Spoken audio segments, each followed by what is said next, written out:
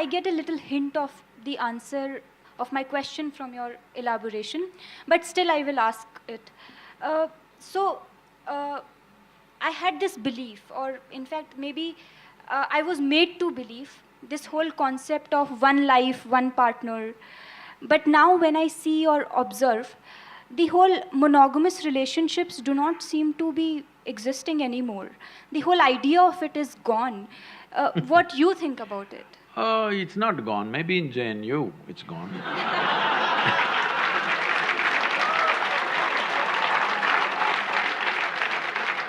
In the rest of the world, it's not really gone.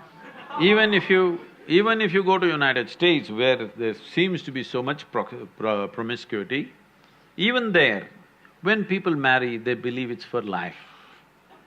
But of course, 2 years later, life gets over. That's another matter, but when they get married, they believe it's for life. That's why they invest in the diamonds. They think it's a lifetime investment. They're putting on that, but unfortunately, for all kinds of things, relationships go wrong. And one reason they go wrong so easily is because people are meeting much later in their life.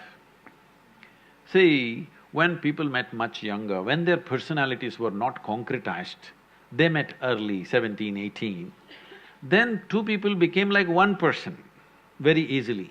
Now they're meeting at 30. Now both are concretized, two concrete blocks. But I'm seeing young people, if they marry, they hang on. If people marry over 50 years of age, they hang on because they have again softened up, concretized again. Between 30 and 50, it's a bit of a concrete block, strong persona. Now, friction happens. Well, if they're wise, they will find something beyond. Well, monogamy and polygamy or whatever kind of gamy, if you want to see, the important thing we need to understand is, we are all here. You and me are here. This means a man and woman came together some time ago. Maybe you think their parents, they don't love, they don't do sex, they don't do anything. Just because a priest uttered a mantra, you were born, probably. No, it's not like that. Somebody had a physical need, so they handle it through marriage, and we are here. And now we can, at a certain age, at a stage in your life, when you become 18, you become always against marriage. But when you were 3 years of age, you were for marriage, your parents' marriage. When you were 3 years of age, were you not glad your parents had a stable marriage? Hello? Yes. When you're 18, you think of free sex and no marriage and everything. But once again, if you become 50, 55, then you will look for a relationship that lasts.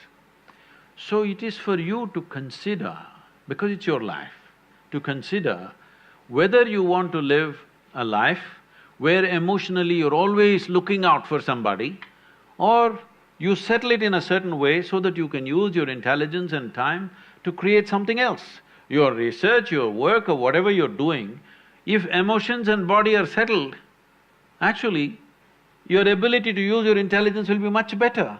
Otherwise, every day you have to walk around to find somebody.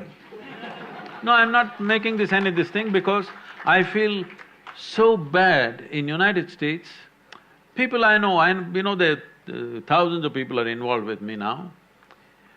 People over 40, 45 years of age, women, I'm saying, wonderful people. But they are all on this… these days they've all gone online. Otherwise, they go sit in a bar and wait. Somebody needs to pick them up today. It's terrible. Tinder generation. I'm sorry? Tinder generation. Whatever you want to call it.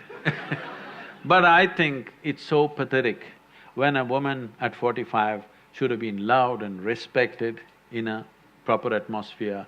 Now she's sitting there looking for some strange guy to come her way, and she's going to make the judgment in the next 10 minutes when he buys her a drink or a dinner or something. This is tragic. This is tragic, that you will end up without any sense of dignity. This doesn't mean everybody will go that way, but you must think of the larger well-being. Before you break a social structure, you must think whether we can replace it with a better structure. At any point in our life, let everybody understand this, whether it's a social structure or a political structure or a psychological setup in the society, whatever, before we break it, we must think through whether we have a better alternative system. Without an alternative system, if you break the existing damn thing that's working reasonably well, then it'll go crazy.